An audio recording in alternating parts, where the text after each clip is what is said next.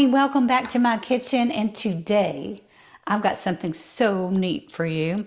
I'm going to show you how to make this 2-ingredient cottage cheese crisp, and so easy to make, and they are keto and carnivore friendly. Carnivore if you can tolerate dairy. So stay tuned and I'm going to show you exactly how to put these together. To make these 2-ingredient cottage cheese crisp, so easy. Just preheat your oven to 350, line a pan with parchment paper. Make sure you're using whole fat, not low fat, cottage cheese, and stir it around.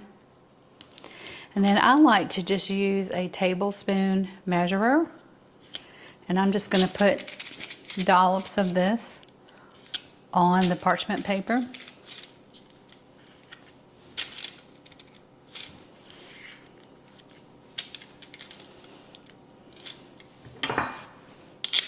Have that knife handy.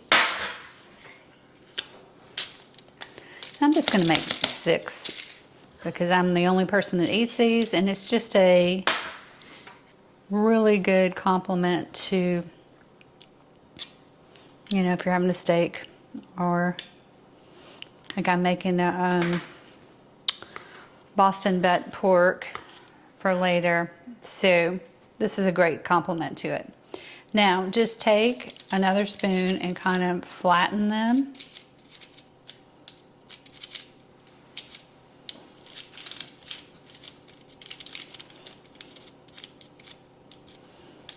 And it's really so simple. And then here's where you get to be creative.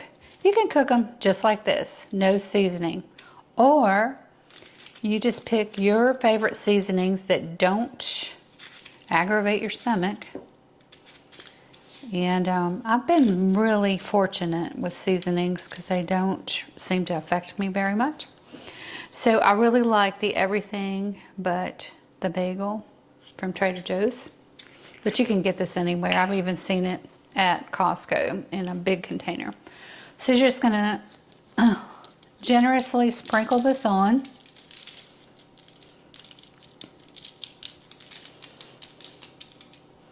Sorry if y'all are getting the back of the bottle.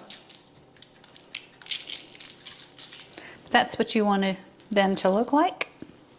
And now you're done. You just pop them in your oven for 40 minutes at 350, and then I'll show you exactly what they look like. I want to thank everyone for watching and cooking with me. Here's your finished product. And these are actually, in my opinion, better if they sit for a little while. They do harden up, so it's kind of in between a cracker and a potato chip kind of thing. And I just use them as a side. So I hope you enjoyed this. You can use any kind of seasoning that you want on these. I'm going to do some with some Parmesan cheese and a little smoked paprika and maybe a little sprinkle of garlic on there, just for a different flavor. But if you've got Everything But the Bagel, it is excellent. So give me a thumbs up if you like this. Comment below and let me know what you're cooking. And I will see you again really soon.